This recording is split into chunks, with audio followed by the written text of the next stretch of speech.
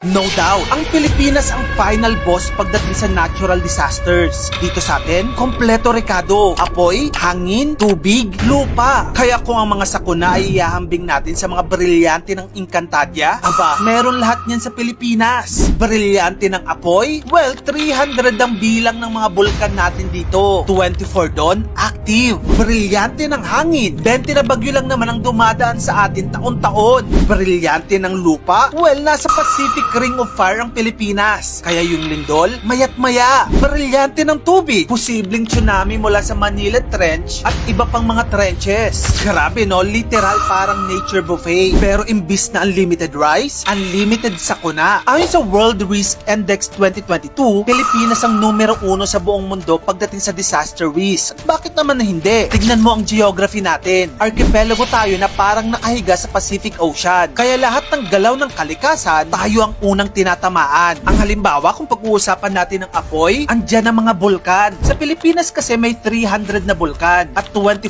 doon, active volcanoes. Maliban dyan, nasa Pacific Ring of Fire din tayo. Ang example na lang yung bulkang Mayon, di ba? Laging nagbabantang sumabog. Andyan din ang bulkang Taal, na kahit maliit pero pamatay. At of course, yung Pinatubo, na noong 1991 ay biggest volcanic eruption in 20th century. Pagdating naman sa hangin, nandyan ang mga bagyo. Every year, umaabot sa 20 typhoons ang nakakalusot sa Philippine Area of Responsibility. 8 hanggang 9 na bagyo ang malakas na tumatama sa ating bansa. Hindi lang basta ulan yan ha, kundi super typhoons gaya ng Yolanda na kumitil ng higit na 6,000 na katao. Just imagine, parang nasa express lane tayo ng bagyo dito sa Pilipinas. Pagdating naman sa lupa, nandyan ang lindol. Nasa ibabaw kasi tayo ng maraming fault lines. Nandyan ang West Valley Fault na anytime pwedeng gumalaw. At kung umuga ito ng magnitude 7.2 pataas, ito na yung tinatawag nating the big one. Libo-libo ang posibleng masawi at milyong tao ang maaapektuhan. Pagdating naman sa tubig, nandyan ang banta ng tsunami. Seismologists warn na hindi lang lindol ang kalaban. Sa Manila Trench kasi, may posibilidad ng mega thrust earthquake na pwede mag-generate ng tsunami na kasing laki ng Japan 2011 disaster. Within 10 to 15 minutes, pwedeng tamaan ng kanlurang Luzon. Walang oras para mag-evacuate. Now, let's talk about the harsh reality dito sa bansa natin. Magkano ba ang pondo ng ating gobyerno laban sa mga disasters na ito? 21 billion pesos ang nakalang calamity fund para sa 2025. Pero kung ikukumpara mo ito noong 2024, 500M lang ang nadagdag. At kapag tinignan natin ng flood control programs, malaki-laki ang pondo, 303 billion pesos. Sa unang tingin, aba, malaki naman pala ang nakalaang pera para dito. Pero ang tanong ng karamihan, ramdam mo ba? Gaano mo karamdam na protektado ka mula sa baha, lindol o tsunami? Look at Japan. Gumastos ng 116 billion pesos para sa kanilang higanting tunnel sa Tokyo. Kaya hindi na binabaha doon. Yes, 116 billion pesos. Sa 303 billion na budget natin sa flood control, yakang-yaka na din natin gumastos ng ganyan. Pero bakit hanggang ngayon wala pa? Well, hindi lang kasi pera ang problema. Execution din ang issue. May projects na hindi pa tapos at kulang ang quality. Tulad ng Bulacan Dike failure. 200 meters hindi na itayo at yung mga materials kulang-kulang.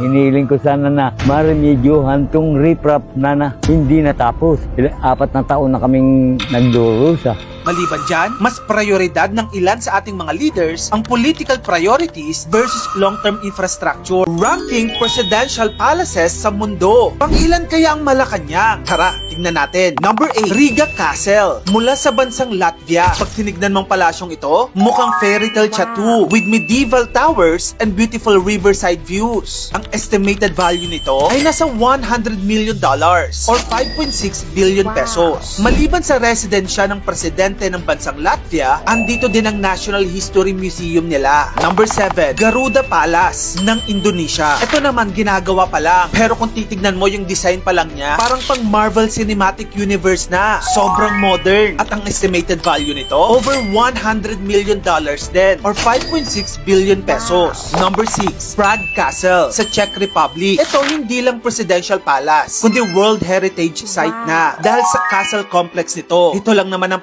pinakamatandang presidential palace sa buong mundo. Alam mo kung ilang taon na? 1,145 years old na ito. Ang estimated value nito, priceless. Pero kung ang pag-uusapan ay maintenance, 500 million pesos lang naman kada taon. Fun fact din, ito ang pinakamalaking ancient castle sa buong mundo. Number 5, Presidential Palace ng Tajikistan. Modern elegance meets tradition. May golden domes at meticulously landscape gardens. Sabi nga nila, parang White House daw ito, pero in asteroids. Magkano ang estimated value nito? $250 million or 14 billion pesos. Located ito sa Dushanbe, Tajikistan. At fun fact din, ito ay ang one of the youngest but most expensive palaces in Central Asia. Number 4, the White House. Sa bansang USA, ito na siguro ang masasabi nating pinaka-iconic na tirahan ng presidente sa buong mundo. Classic, sophisticated, at simbolo ng kapangyarihan. Home of every US president since George Washington. Ang construction nito ay nagsimula noong 1792 pa at natapos lamang noong 1800. So 8 years from groundbreaking to first resident, which is si President Adams. Ang estimated value nito nasa $400 million or 22.6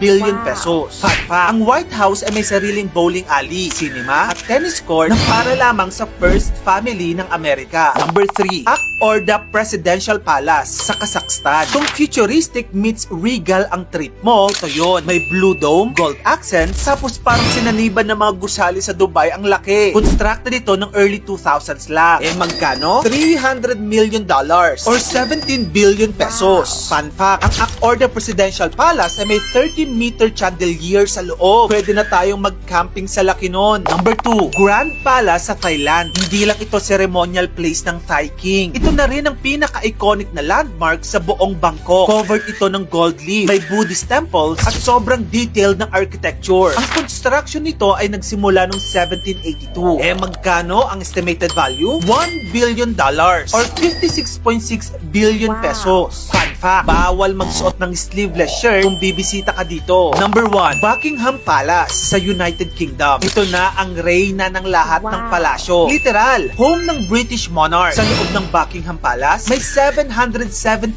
rooms, 78 bathrooms, to which is talo pa yung ibang mga 5-star hotel. Meron din itong isang garden na mas malaki pa sa buong subdivision mo. Originally built as Buckingham House in 1703. Pero natapos lang ito noong 1853. Ibig sabihin, a total of 150 years to finish the palace. Magkano? $4.9 billion or 277 billion pesos. Another fun fact, may sariling ATM sa loob ng Royal. Okay.